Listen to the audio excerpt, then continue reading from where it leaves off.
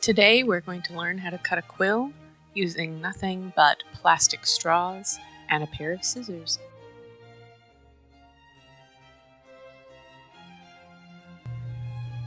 We are going to make a quill today.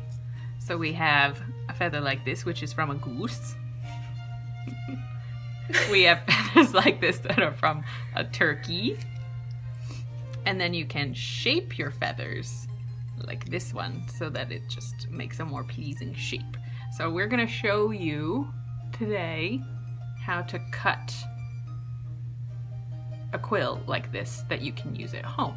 Now you can use a feather or you can use some other materials like straws. The other things you will need are some scissors. Don't throw the scissors. And eventually you'll need some other things, but that's what we need for now. So first you're gonna select a straw. You're gonna wanna use not the bendy end. I'm sorry. That'll be the feather end of your quill. You're gonna cut the end that would be in liquid. Yep, that's what you're gonna do. So you're going to, it's really simple. You're gonna take your scissors and holding your straw sideways, you're going to cut, not quite in the middle of the straw, like here. You're actually going to cut so that you create a point. You don't want any flat end of the straw. So you're going to cut as far to that point as you possibly can. And you want to give it a deep or a very, very high angle. Right there. So you'll have this little end. You don't need that. After you have that shape, you want to make sure that you have a point, so you might need to recut. Mine is a little flattened on that end, so I am going to recut just a little bit. Just like that. Now you can see that I have a really, really, really nice sharp point there. Not too sharp though. And then the other thing that you're going to do, the second step, is just cut a little notch right at the top of your point. You don't want it to be terribly long. Maybe 1/4 of an inch or so. And that is your quill at home. Then the other thing that you will need to make your quill work is some ink. Any kind of ink. We have a bunch of different kinds of ink.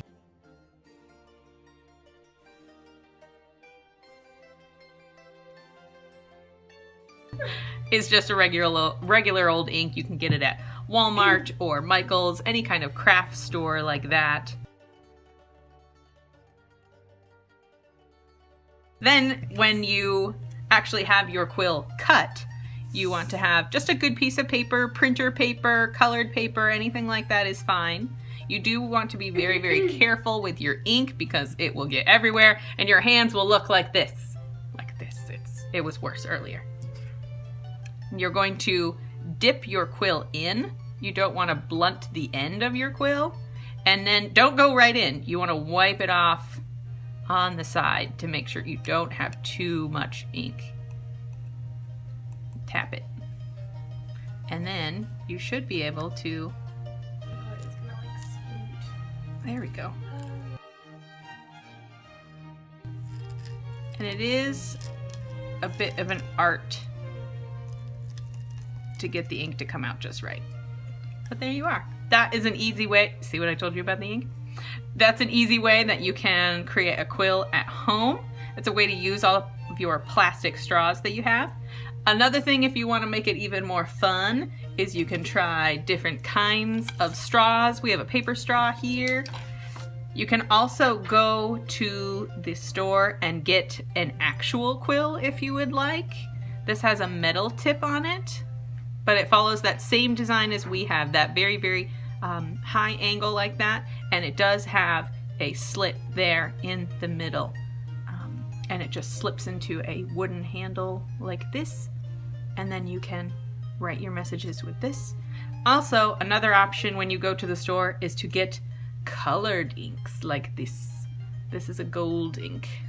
Do know that these might not write as well as opaquely as the others, but that is how you make a quill.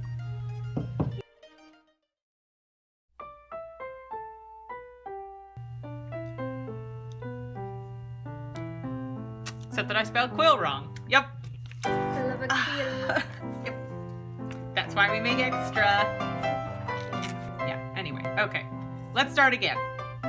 For the take 3.